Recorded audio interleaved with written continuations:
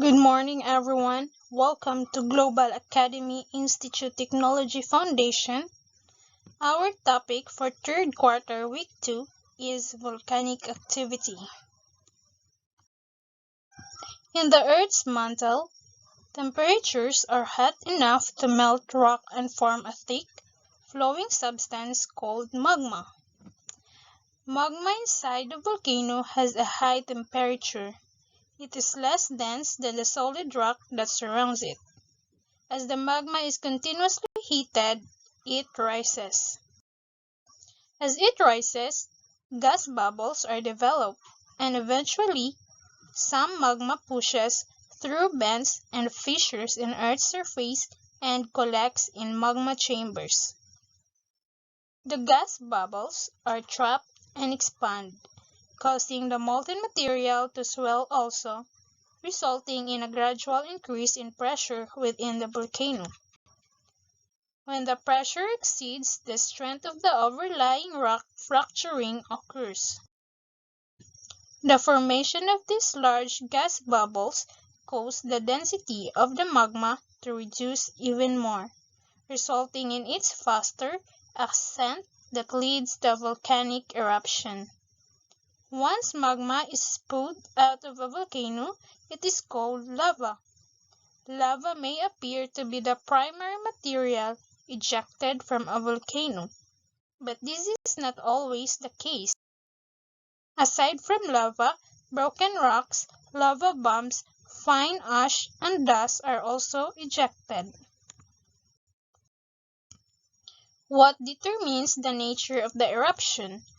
There are primary factors affecting the volcano's eruptive style, namely the magma's temperature, its chemical composition, viscosity, the ability of a substance to resist flowing, and the amount of dissolved gases.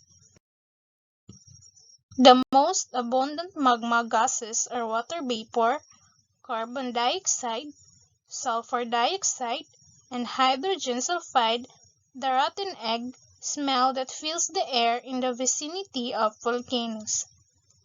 Magma with low gas content produces a gentle eruption. Magma with high gas content either produces an explosive or gentle eruption based on its viscosity. If it has low viscosity, the gas can easily escape from the rising magma and hence does not produce an explosive eruption. But if the magma is highly viscous, the gas cannot easily escape, so that pressure slowly builds up until the strength of the magma is overcome. The magma is then shattered into pieces by the escaping gases. The result is an explosive pyroclastic eruption, fragmentation of magma, just like the eruption of Mount Pinatubo in 1991. How does volcanic eruption affect us? A volcanic eruption has a good and bad side. It may be fascinating to look at, but it poses a lot of danger to humankind. It can cause loss of lives and damage to properties. It may bring health problems such as burns, suffocation, skin diseases, eye injuries, respiratory problems, and even death. Ashfall generates the risk of food and water contamination. It significantly affects livestock and domestic animals, crops, and the nearby community, compromising essential services: water, electricity, transportation, and communications, and access to health services. Likewise, the accumulation of ash on roofs can cause damage or collapse houses and buildings, which may result to the occurrence of accidents and multiple injuries. The ashes emitted during the eruption of Mount Pinatubo in 1991 affected not only the Philippines but the entire globe. Visibility was reduced and airline flights were cancelled.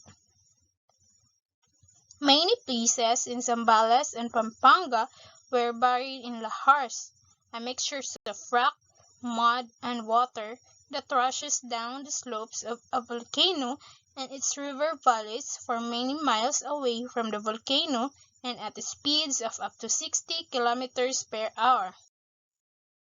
It has caused a decrease in Earth's surface temperature for almost 2 years. Signs of an impending volcanic eruption. According to the Philippine Institute of Volcanology and Seismology, the government agency tasked with monitoring earthquakes and volcanoes in the country, the following are commonly observed signs that a volcano is about to erupt. This may vary from one volcano to another. Number 1. Increase in the frequency of volcanic quakes with rumbling sounds, the occurrence of volcanic tremors. Increased steaming activity, change in color of steam emission from white to gray due to entrained ash. Number 3. Crater glow due to presence of magma at or near the crater. Number 4.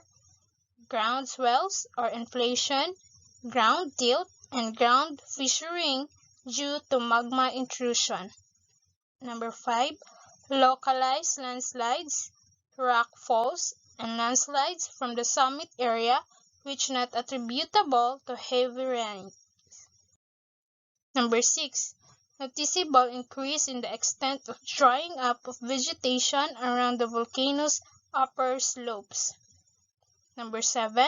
Increase in the temperature of hot springs, wells, and crater lake near the volcano. Noticeable variation in the chemical content of springs, crater lakes within the vicinity of the volcano. Number 9. Drying up of springs or wells around the volcano. And number 10. Development of new thermal areas and or reactivation of old ones. Appearance of sulfatases. Thank you for listening. Stay safe, everyone.